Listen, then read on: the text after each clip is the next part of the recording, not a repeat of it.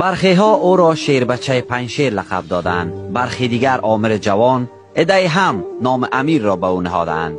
احمد مسعود فرزند کسی است که در افغانستان لقب قهرمان ملی را دارد. او این روزها به نماد مقاومت در برابر سلطه طالبان تبدیل شده است. احمد مسعود 32 سال دارد. در ورسج تخار در اوج جنگ های داخلی که پدرش یک طرف قضیه افغانستان بود دیده به جهان گشود، اما تنها 12 سال داشت که بار مسئولیت بزرگ به شانه هایش گذاشته شد هنگامی که فرمانده مسعود ترور شد. او اکنون با پوشیدن پکول شال گردن و جلیقه ظاهر می شود. شباهت زیادی به پدرش در جوانی دارد و در رفتار و گفتار عیناً مانند پدر گفته شده است.